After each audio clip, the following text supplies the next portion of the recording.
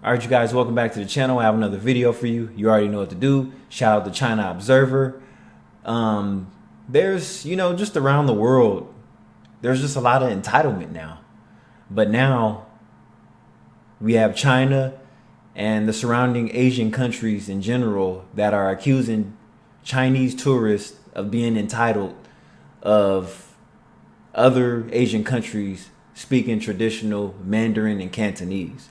It's kind of crazy because as a tourist, how do you expect to go to other countries expecting everybody to speak your language and then you attack them for not being able to do that demand?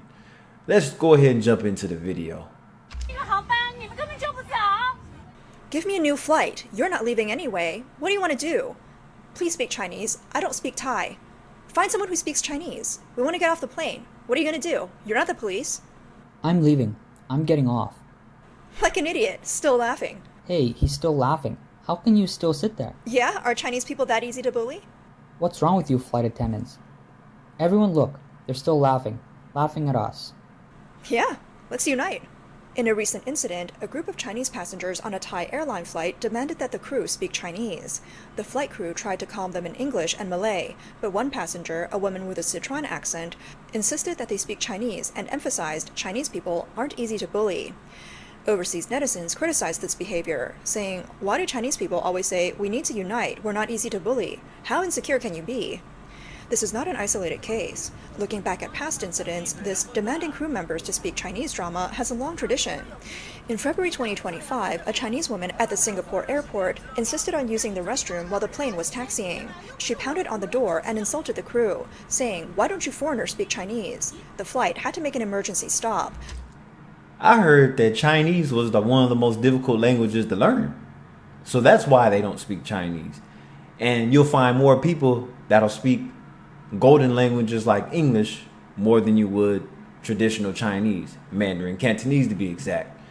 So being that China is the largest country in Asia, maybe that's why the entitlement is there. China holds the most wealthy people and the most population of an Asian country in general. And the woman was escorted off by police. It was later revealed that she was a repeat offender who had caused disruptions on international flights before. It's like you have nothing to live for if you're a repeat offender of acting a damn fool on the plane and messing up everybody else's transportation. There's a lot of important people on the plane that you don't know about. People are going to be late to business meetings because you decide to act a fool. Your life is a shit show, so you're going to mess up shit for other people. Pretty damn selfish. According to the Civil Aviation Administration of China, from 2020 to 2025, over 70% of air If I had a head and a hairline like his, I'd be acting a fool too. I'm pissed. I want to look better. rage incidents involved Chinese passengers, with 30% related to language communication. The International Air Transport Association reports that the proportion of Chinese passengers involved in disruptive behavior has increased from 15% to 2019 to 25% in 2024, with common complaints including unsatisfied with seats, poor service, and language barriers. Uncivil behavior by Chinese people isn't limited to overseas incidents. There are countless examples within China itself. After China lifted the visa requirement, Here's the thing. The disruptive passengers on American flights are usually white people. Yes, I said it. Tell me I'm lying.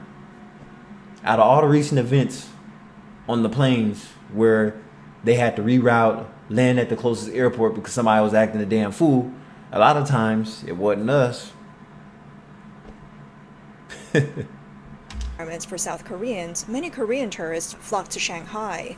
A number of wealthy locals, called Shanghai uncles and aunties, began driving luxury cars through the streets, showing off to the tourists. Some even Now that's a scene I like to see. I'm a car enthusiast myself.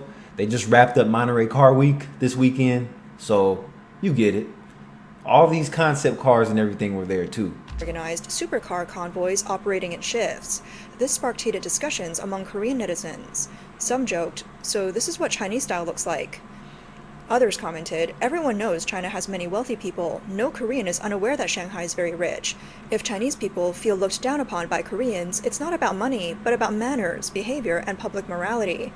It's a bit sad. Tourists may be happy seeing luxury cars, but if that's all it takes for Chinese people's self-esteem to be satisfied, it's quite pitiful. I ain't gonna lie, it is, but it's like that in America too.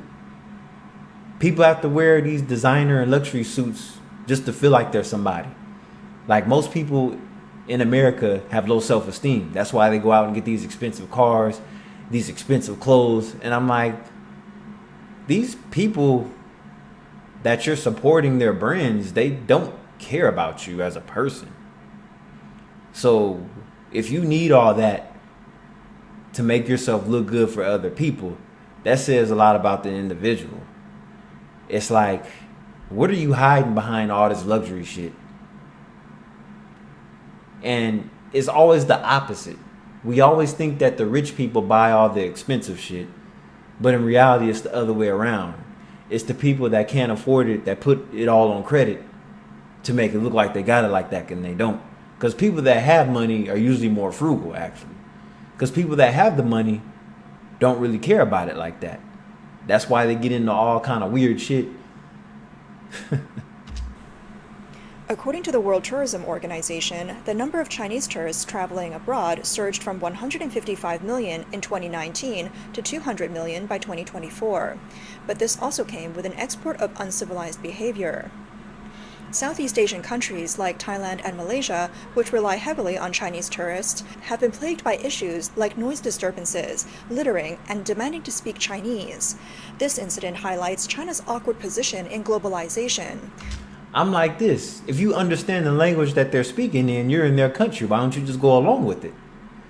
Now, see, outside of America, English is widely spoken in countries like China, mainly the younger population, also followed by India, the Philippines, and even Malaysia. Most countries that do a lot of business with the United States speak a good amount of English. A 2024 survey by People's Daily showed that 60% of respondents believe it is reasonable to demand Chinese be spoken abroad, citing China's growing power.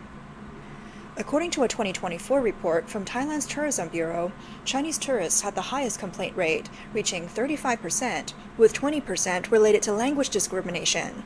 Ironically, these countries are multilingual, with Thai flight attendants speaking Thai, English, and even Japanese. But the demand for Chinese first leaves them in a difficult position.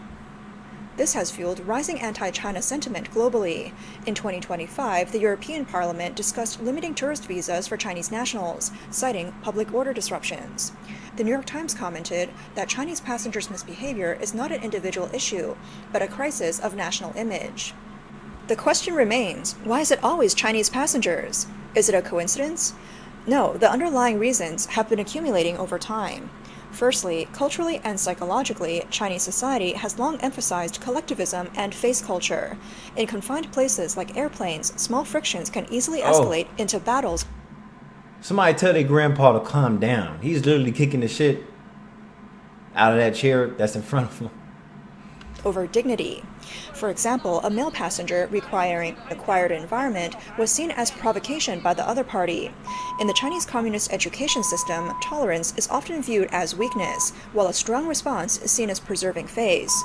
The recent popularity of wolf culture has led many to equate strength with patriotism, and during Grown-ass woman, pot belly and all, stomach all on the floor. And this guy is pretty much record. Uh-oh. Look who we got recording the video. These are the guys that I've obsess off of. You know, these guys usually the ones that have an Asian fetish. It's hella funny. Individuals invoke nationalism. We are Chinese, so you must respect us. Cross-cultural psychology studies have long noted that Chinese people tend to view themselves in a we relationship network, unlike many English-speaking countries that emphasize individualism. This habit makes people more focused on the emotional bonds with family, friends, and compatriots, and more sensitive to how others see their collective. So, in public places where there's a slight disagreement, such as someone requesting quieter behavior on a late-night flight or asking the crew to speak Chinese, many people subconsciously think on collective terms. Like I said earlier, China's the largest country in Asia. So I think that's where a lot of this is coming for. There's a lot of wealthy people. This like China is just so involved. Like it's just so widespread. The country and the it's like that whole, they take up most of that area. So of course they're gonna want you to do things their way. Even if they're going over to your country next door, you should know how to speak English. You're right next door to us. You're 2-3 countries over. What might have been a minor functional communication easily gets interpreted as disrespect for the group. A deeper reason for this issue points to China's education and propaganda system. From primary school to university, China's education system has consistently promoted China-centric ideas, such as portraying China as the cradle of world civilization and Mandarin as the most superior language. The 2024 Nationalism Education Law further institutionalized this. Schools must teach it, families must support it, platforms must promote it, and museums and commemorative days must follow suit, with flags, ceremonies, and stories continuously presented. As a result, many Chinese people, while traveling abroad, believe that the whole world should speak Chinese. At the same time, structural changes in courses and exams have reduced the presence of foreign languages in daily life. In 2023, the Ministry of Education removed English as a mandatory subject in the college entrance exam, reinforcing this trend. Some historians have compared China before and after the Communist Party came to power. Before the Tang and Song dynasties, Chinese culture was synonymous with elegance, and China was a country that exported civility. Wow, that's crazy. So they removed English in the schools now. That's crazy. But anyway, if you want the link to the full video, I'm going to leave it in the description for those of you that are not lazy and actually like to read. But that's pretty interesting though. Anyway, this is Kai the video. I'll catch you in the next video. Peace.